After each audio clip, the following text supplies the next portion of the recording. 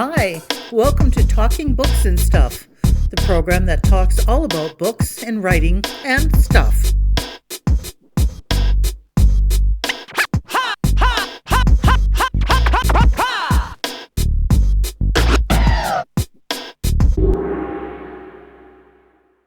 Here's your host, Dennis Rimmer. Hi there, welcome back. It's another edition of Talking Books and Writing and Stuff, and today on the line from Utah, Boise, Idaho, one of those places. Yeah. I got to get out my map. It's Laurie Buchanan. Laurie's with us, has an interesting mystery series going on. We'll let her tell us all about that and everything else. So, Laurie, thanks for taking some time to chat with us. Thank you for having me. I'm excited to be here. Okay, thank you. It's Laurie Buchanan. The book I have in front of me is Indelible. It's a Sean McPherson novel, book 1. So I'm assuming that there's a series in the works. Am I correct? You are absolutely correct. In fact, right now I have a 7-book contract. Book 2 came out in May. Book 3, Impervious. So book 2 is Iconoclast. Book 3, Impervious, is with the publisher. Book 4, Iniquity, I'm just going through the beta reads right now, and I am writing Illusionist. And I take it that all of the titles start with I. Yes, all of the titles start with I, and they're 4-syllable words. I don't know why.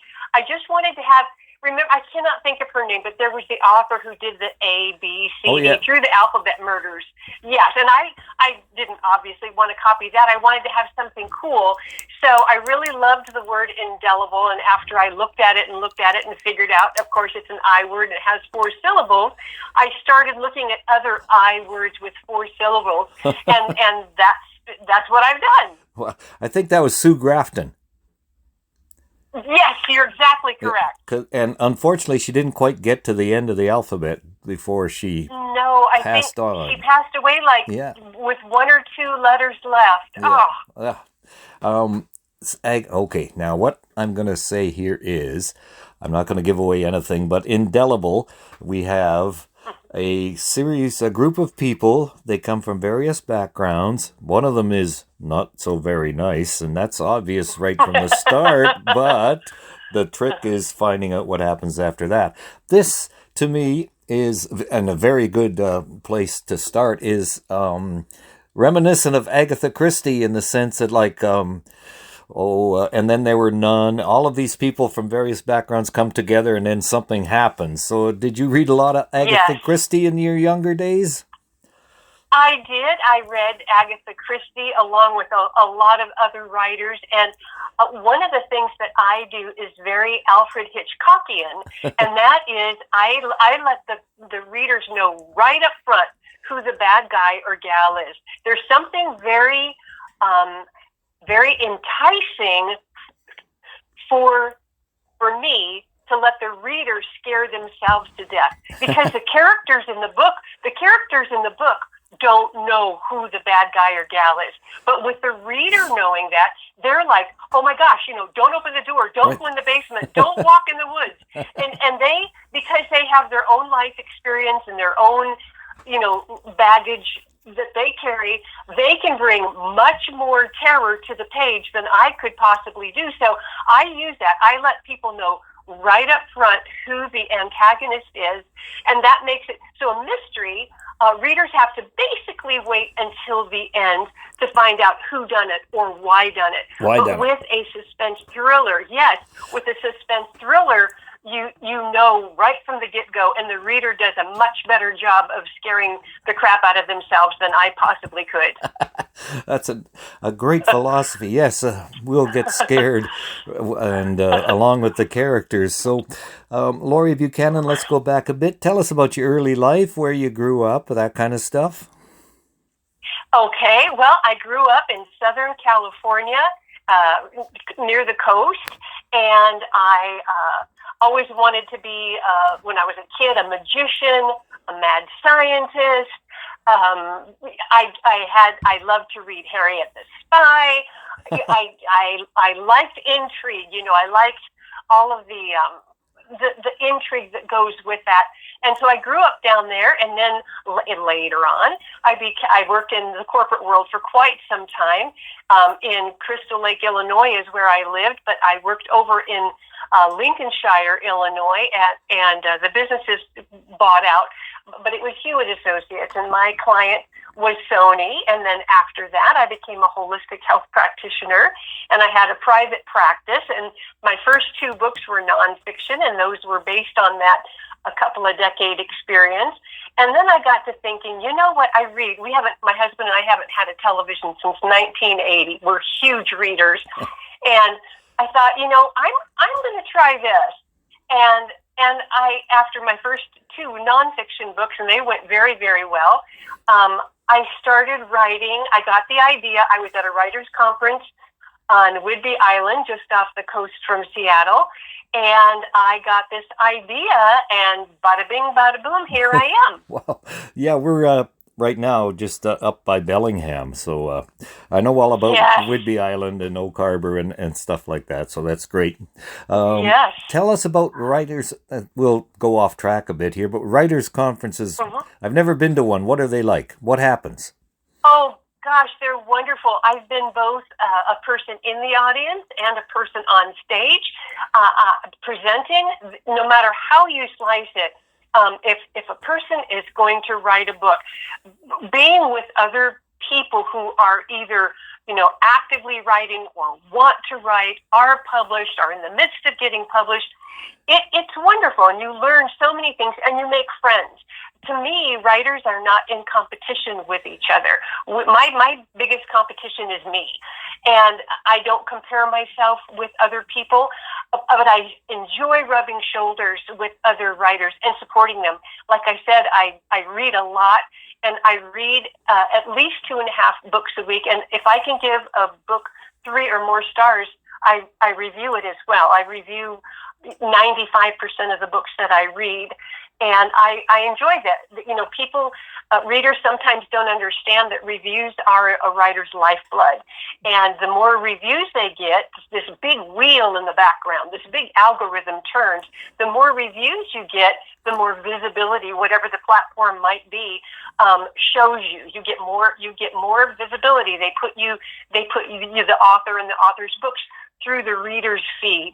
And so I do what I want done to me, and that is read and review.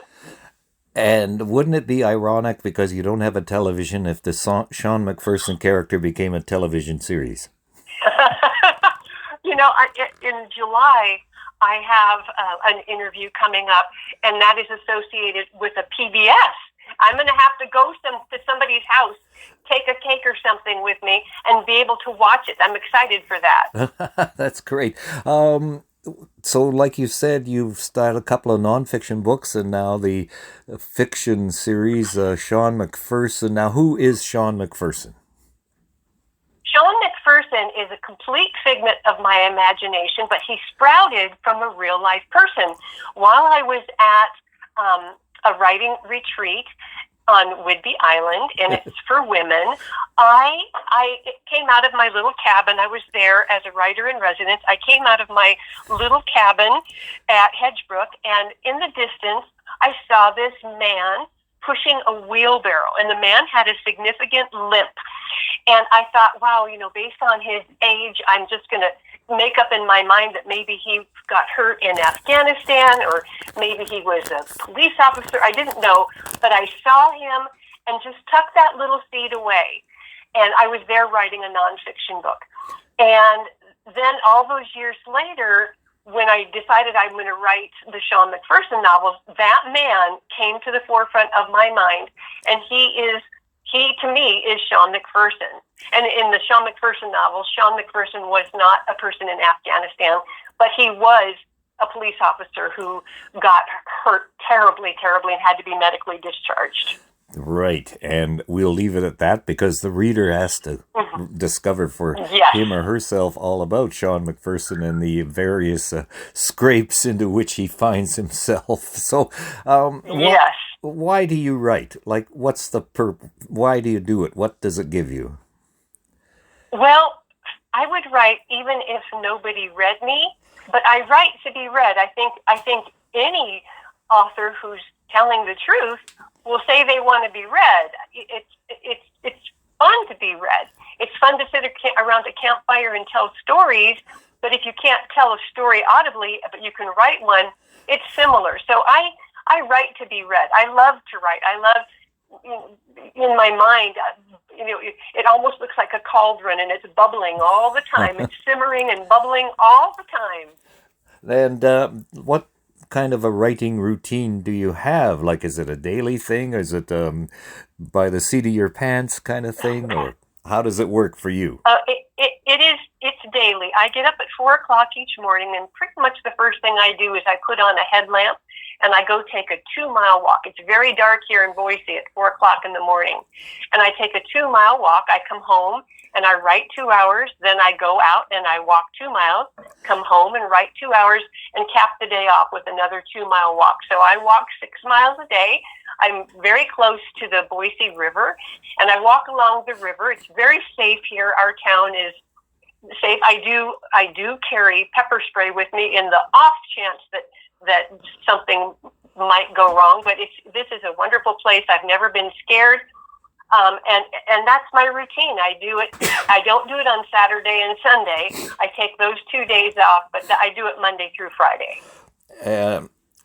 So I think a routine is important, isn't it, for most, right? Or it should be important for most people. Yeah, I think so, because the whole thing is show up. If you don't show up, nothing's going to get done. And so showing up for me is vital. Ah, good tip there. Tell us about Spark Press. How did you get involved with them?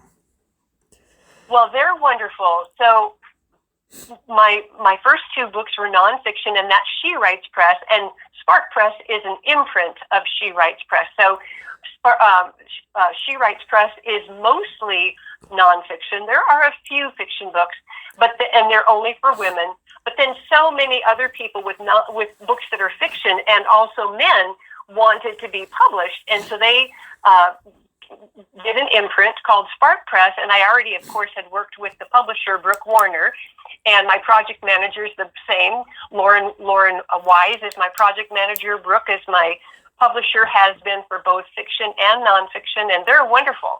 I look forward to a very long relationship with them. So what about the business side, the publicity side? How do you handle that aspect of the business? I'll call it the business. The business, and it truly is, whether you are indie published, hybrid published, or traditionally published, it doesn't matter. The author is the person who does the marketing and the PR, the public relations. And just so your listeners can know the difference, marketing is actually selling the book. Public relations is to get the public to like the person who wrote the book or who made the product. So that's very personal. Public relations, PR, is very much about whomever created whatever you're selling. And then marketing is selling. And I have to do that. I do hire Lisa Grau. She is my publicist. I do all of my own, Instagram, Twitter, Facebook. I take my own photographs. I create my own memes. I do lots. But she does things that either I can't get my toe in a certain door, or maybe like a blog tour that maybe these people I don't know and I don't want to approach them. She'll do things like that. But the 85% of the work is actually done by the author themselves. Male, female, doesn't matter what genre, doesn't matter if it's fiction or nonfiction. We do the work. We do the work. And the work is writing. Like you say, you have to show up. So how far are you into the Sean McPherson series? At least, you're on working the 5th book now?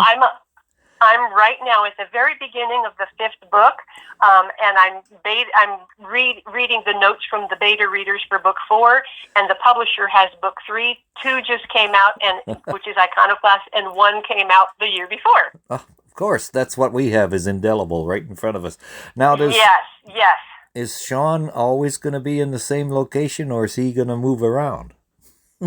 Well, that's a great question. So it'll always be, they'll always pivot from Pines and Quill, a writing retreat that's a figment of my imagination. in the historic district of Fairhaven in Bellingham, Washington. Yep. Fairhaven and Bellingham are very real, but Pines and Quill is not. And they will pivot from there. Excuse me. So they're going to be in San Francisco. They're going to be in New Orleans. They're in book 4. They're up on Mount Baker, and then they're in Seattle, and we're really close to Canada. So I see that, and you might think in terms of the word Iditarod, a 4-syllable I word, which will take place in Alaska. Yeah. That's down the road. That's down the road. And so Village Books in Fairhaven, you've been there, I'm sure? Yeah. Yeah. Oh, yeah. They do an event for me every time a book comes out. I'm in the Chuckanut Reader. I take out advertising in the Chuckanut Reader. Bellingham Alive is a magazine up there. I take out ads there. I really tout the home of the Sean McPherson novels. That's great. And Village Books, I've been going there for years. It's wonderful. Yes.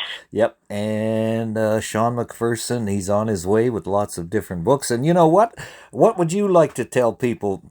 Give us your, in a nutshell, kind of tips, advice, suggestions for writers, current, would-be, whatever. What's the secret, do you think? What have you found as a secret?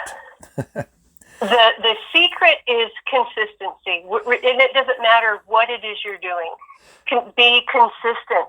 Let your whoever's in your sphere of influence, let them know that they can count on you. You know, I post 3 times a day on 3 different platforms, and people count on that. One of mine is Walking My Muse. I call it Walking My Muse. And that's my 6 p.m. After my 6 miles, I've taken lots of photographs. I picked my favorite one for the day. And I have a lot of people with agoraphobia who do not leave their home, who follow me to see what the world looks like. And that makes me feel really good. They contact me. It's called social media for a reason. You know, we talk with each other.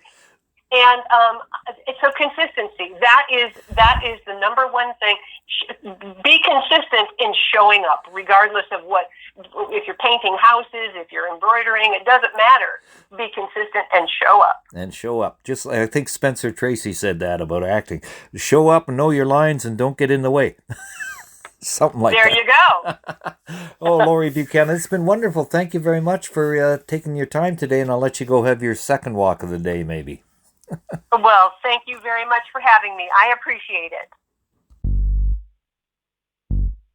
Thank you for visiting with us today. This is Talking Books and Stuff with Dennis Rimmer. Contact him at dennis@talkingbooks.tk. Thank you, and may all the good news be yours. Oh, and don't forget to check out his book, The Great Canadian Notebook, available across Canada and at amazon.ca.